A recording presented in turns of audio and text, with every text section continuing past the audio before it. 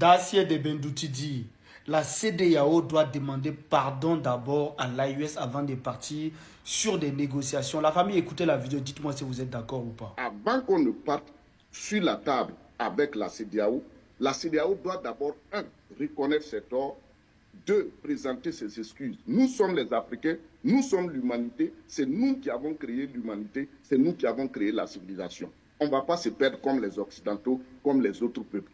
C'est que le Niger a subi, c'est que le Mali a subi. Moi, je ne partage pas l'idée que l'AES accepte facilement comme ça d'aller... Si vous êtes d'accord avec ce que Dacier dit, mettez en commentaire. Écrivez en commentaire ici. Est-ce que vous êtes d'accord avec ce que Dacier dit? Moi, je trouve que c'est vraiment ça. Tout ce qu'il a dit, je suis d'accord avec ça. Pourquoi? Parce que on ne peut pas priver des gens de la nourriture, du médicament. On ne peut pas mettre embargo sur des pays.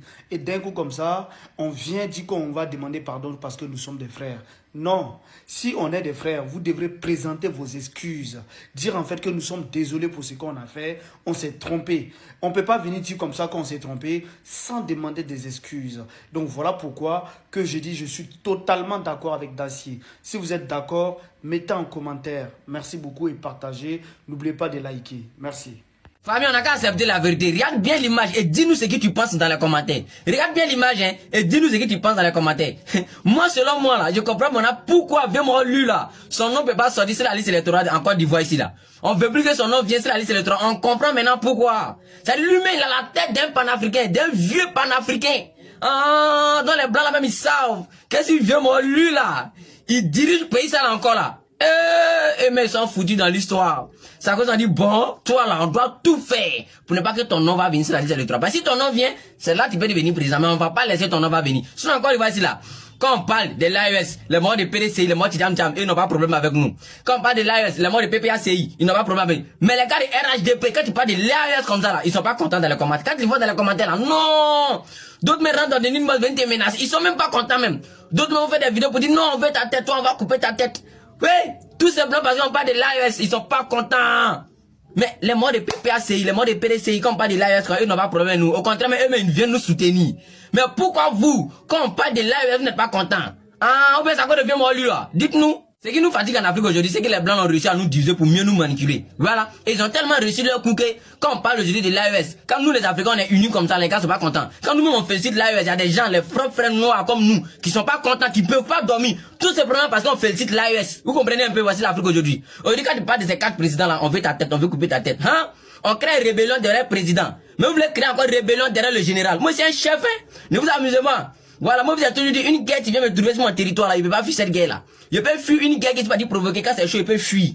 Mais une guerre qui vient me trouver chez moi à la maison, je ne fuis pas cette guerre-là. Hey, soit on meurt, soit on gagne cette guerre-là. Donc, apprêtez-vous. Si c'est moi, ma tête, vous voulez, là, c'est qu'il y a un prix à payer. Et le prix à payer, vous devez vous former. Parce que moi, le général, je vous ai déjà dit, marche arrière cassée. C'était le général d'État, le chef de guerre, l'homme qui est toujours contre l'injustice famille en ensemble. Les gars, Ibrahim Traoré n'est plus le président de la transition du Burkina. Désormais, il est le président de la République du Burkina Faso. Le décret sur son statut a été modifié, ce qui fait qu'il devient le président de la République pour 5 prochaines années. Comme vous le savez, ça ne va pas plaire aux médias de l'Élysée. RFI, France 24, Le Monde, Jeune Afrique, tous, ils ont sorti des articles en crachant sur ce décret. Mais ce qu'ils oublient, c'est que c'est les peuples qui désignent. C'est les peuples qui choisissent qui veut les diriger. Les peuples, les élections ne les intéressent pas. Ce qui les intéresse, c'est une personne qui est à leur service, qui défend leurs intérêts. En Afrique de l'Ouest, en Afrique surtout francophone, on a l'habitude d'avoir des élections. Parfois même, on doute sur la transparence des élections. On parvient à mettre en place des gens qui ont vendu le pays aux puissances impérialistes. Donc, quel que soit comme vous êtes venu, le peuple africain, ce qui l'intéresse, c'est que ce qui lui appartient reste pour lui et ce qui est encore là soit préservé et les ennemis soient chassés. C'est ça qui intéresse aux Africains. Jusqu'à présent, les médias occidentaux ou bien les occidentaux n'ont pas compris cette manière africaine de penser le politicien. Cette manière africaine de penser le politicien qui consiste à dire que moi, Africain, l'homme politique qui m'intéresse, c'est l'homme politique qui est au service de mes besoins. Qu'il arrive par coup d'État ou par élection, je m'en fous. L'essentiel est que mes ressources minières ne soient plus pillées. L'essentiel est qu'on impose à tous les autres pays qui coopèrent avec nous le respect, la transparence et la préservation de la dignité de nos citoyens chez eux. C'est ça que nous demandons. Maintenant, que le président modifie la constitution ou modifie le décret sur son statut pour rester 5 ans au pouvoir en tant que Burkinabé, les Burkinabés ne sont pas du tout déçus. Même j'ai vu des manifestations où des gens scandaient des noms comme quoi ils voulaient que ça soit plus de 5 ans. Donc, ce qui vous dit que la démocratie à l'occidentale, c'est la démocratie élective. Et les Africains, ce qui les intéresse, c'est la démocratie sociale, c'est-à-dire sortir du sous-développement, sortir de la corruption, sortir de l'injustice. Mais jusqu'à présent, les Occidentaux n'ont pas compris cette facette de la réclamation de la démocratie chez les Africains. Nous, on s'en fout de comment vous êtes venus au pouvoir. Ce qui nous intéresse est que vous soyez au service du peuple. C'est ça la démocratie sociale. Une personne qui est à Ouagadougou et dans n'importe quelle autre région doit avoir les mêmes sens qu'une personne qui vit à 2 pas du palais. Doit avoir la capacité de se soigner, de même que le fils du Premier ministre. C'est ça la démocratie réclamée par les Africains et non pas une démocratie élective qui permet le plus souvent aux puissances étrangères de placer leurs pions, ce qui détruit et ruine nos pays depuis les années 60.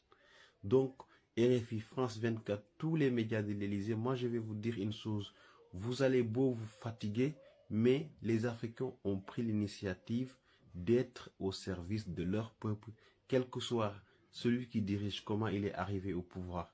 Et ça, c'est fini les époques où on met en place un dirigeant qui a uniquement pour but d'être décoré à Londres, à Paris ou à New York. Ça ne servait à rien. Sinon aujourd'hui, tous ces Macky Sall, Abdou Diouf et Senghor auraient développé le Sénégal.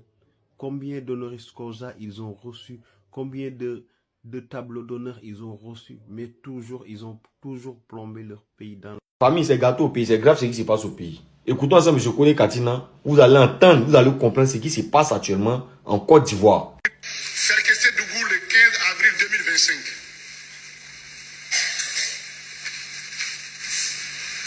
District autonome des Savanes, région du Tchologo, courrier numéro 442-CRT-CAB-DGA. À messieurs les secrétaires départementaux du RADP du Tchologo. Écoutez bien. Objet, recrutement de personnel pour le port sec de Ferkessé Dougou.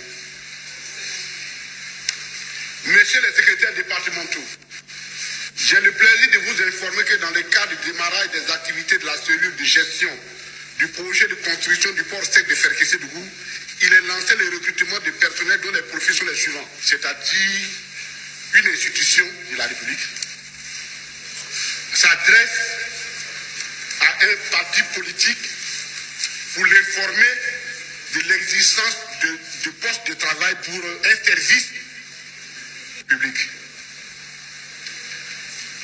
Ça veut dire qu'à Ferké, là, le port autonome sec de Ferké, le port sec de Ferké, si tu es PPACI, tu n'as pas le droit de travailler. Si tu es PDCI, tu n'as pas le droit de travailler. Il n'y a que eux seuls qui peuvent travailler. C'est inacceptable ça dans un pays. Vous voyez dans quoi on est?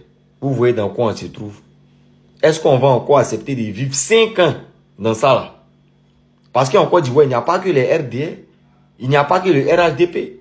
Il y a des gens qui s'en foutent de politique, qui n'ont pas parti politique, qui vivent en Côte d'Ivoire. Donc ils ne vont pas travailler aussi. On va encore donner 5 ans à ces bêtises-là. Et ce qui me fait le plus mal, ce sont nos parents qui soutiennent ces gens-là parce qu'eux, ils ont un poste quelque part et ils mangent. Donc ils soutiennent.